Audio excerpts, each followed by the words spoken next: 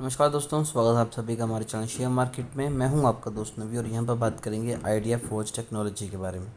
तो आज अगेन यहां पर 10% की गिरावट हमें दिखाई दे रही है। जब से स्टॉक ट्रेड करना शुरू किया है, जब से लिस्टिंग हुई है, तब से लगातार गिरावट हमें दिखाई दे रही है।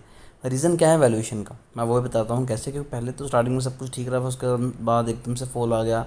अगर बात करें तो पिछले 1 डेढ़ मंथ में यहाँ पर तकरीबन 10-12% की गिरावट है। ज़्यादा मैक चार्ट निकाल के फ़ायदा नहीं, क्योंकि लिस्टिंग अभी हुई है तो बैक साइड तो हम जाएंगे नहीं।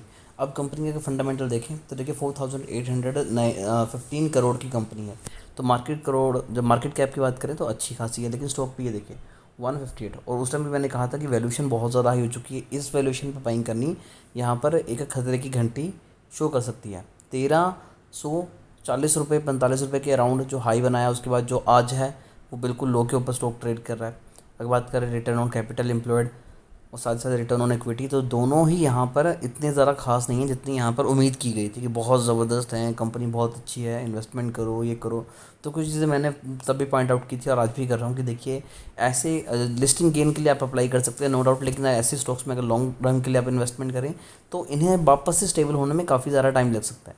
अब यहाँ पर एक और चीज़ देखिए कि प्रमोटर होल्डिंग सिर्फ 30% है। अगर इतनी ही अच्छी कंपनी है जो अभी लिस्ट हुई है, तो वो 30% की प्रमोटर होल्डिंग क्यों है।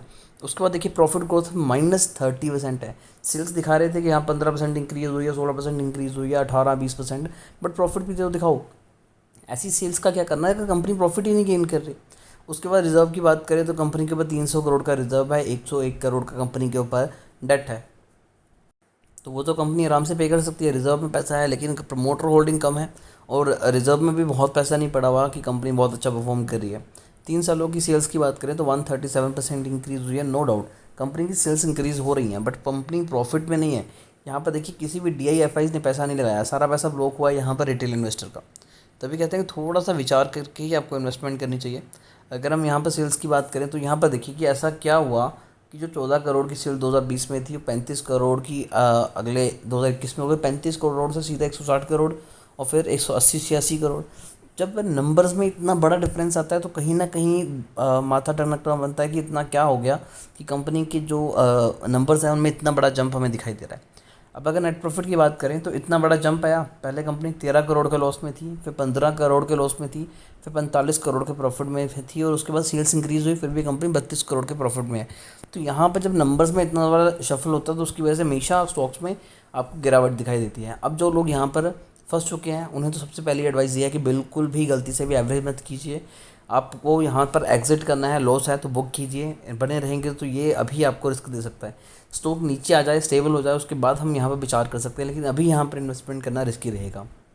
नई कंपनी है, टेक्निकल चार्ट्स पे भी आपको कुछ नहीं मिलेगा। जो भी एडवाइस दे रहे हैं वो सारे एक रफ़ आइडिया से दे रहे हैं, अपने एक्सपीरियंस के साथ दे रहे हैं।